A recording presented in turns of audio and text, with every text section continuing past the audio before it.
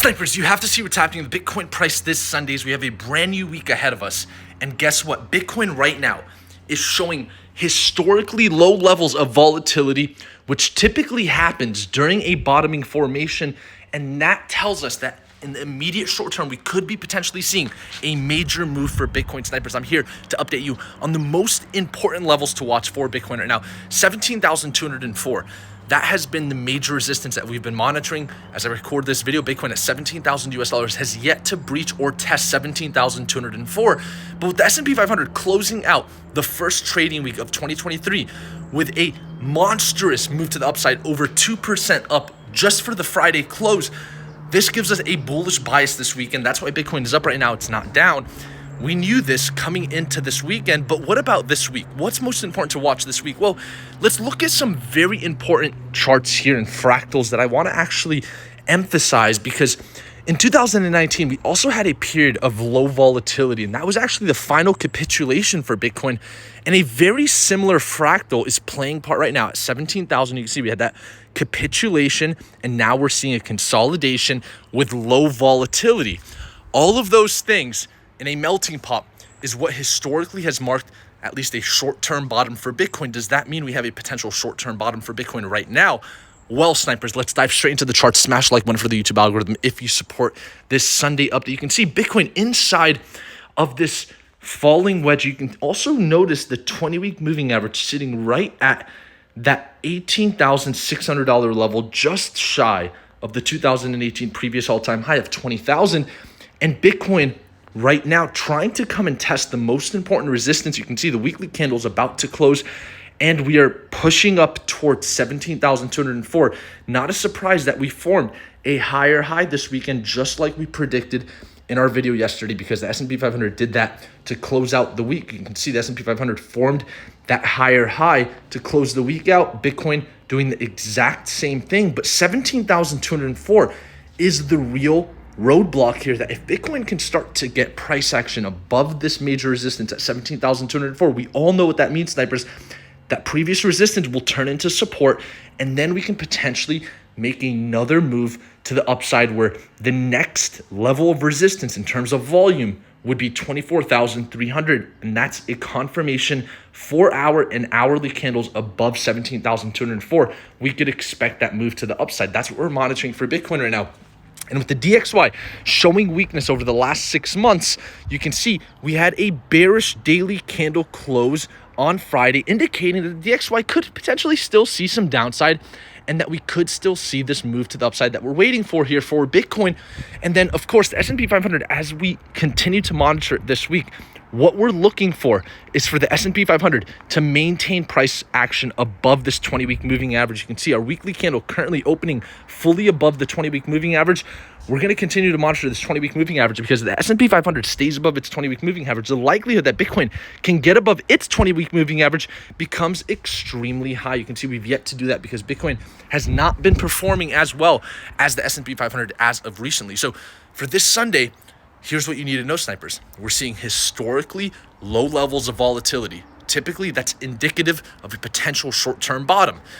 Alongside with that, equity markets and even international markets across the board have been doing very well for the start of 2023, which means that there isn't necessarily a bearish bias just yet for the start of this year. Of course, if you look at the news, if you listen to, the mainstream, you might still have a little bit of a bearish bias because of what's happening with interest rates, of course, and inflation. But these are things that the market has already priced in. And so far, we can make the assumption, with gold doing so well for the start of this year, the S&P 500 starting the year off strong, that Bitcoin still has that potential of potentially moving up before we see any further downside. If we're going to see any further downside, does that mean we've bottomed out? We talked about that yesterday. No. We never know what could happen in the future. Another black swan event can come. Bitcoin sees another 50% correction from 16,000, comes down to 9,000, fills that CME gap, fulfills the 84% bear market correction that Bitcoin typically follows during bear market. All of these things are on the table in the macro, but right now in the immediate short term, things are looking good. We're starting to see some positive momentum. We're starting to see the outside revolving parts move into the favor of some upside. And so I think that it's going to be very interesting to see what happens. Another interesting thing that happened today, which I noticed as we were trading some altcoins in our Discord is that many altcoins are up over 4%, over 6% right now. We're having an immense green day right now for altcoins. So as we start to see more liquidity flow into these altcoins, we could also potentially expect that liquidity to also hedge back into Bitcoin, allowing Bitcoin to see some relief. And so all of the revolving parts, exactly as we talked about yesterday, coming into this weekend, we knew there was a bullish bias. That's why Bitcoin hasn't seen much downside this weekend. You can see we formed that higher high today. What really matters is coming into this next week, could we see follow through with the S&P 500 continuing to show strength? If that's the case, it gives Bitcoin the best chance to continue to move above 17,204. Getting above 17,204 opens up the door to 24,300. That is the next major sniper's resistance level. The only roadblocks that are going to come in the way between 17,204 and 24,300 is number one, that 20-week moving average around 19,000 US dollars, and then the 2018 previous all-time high around 20,000 US dollars. Those are small roadblocks between 17,204, but the range is going to open up the door to 24,300. And so that's what's important about getting above 17,204. Staying below 17,204 keeps the door open to 13,900. And the way that's going to play out is if we start to see weakness in the equity markets and in commodities, and we do not see follow through, then of course Bitcoin has that potential of seeing some further downside, and then we could open up that door to 13,970. But as long as the revolving parts are holding up the outside environment, then Bitcoin has the best chance right now to get above 17,204 and potentially see that relief rally, get above its 20-week moving average. And then the narrative might start to change. People might start saying, oh, Bitcoin's above its 20-week moving average, it's back in a bull market. Why? Because the 20-week moving average is the bull market support band, or it can also be the bull market or bear market resistance level. And right now it's a resistance level. That's why we're not above it yet. But the S&P 500 is above it. The Ethereum to Bitcoin chart's above it. So that's what we're monitoring this week, snipers.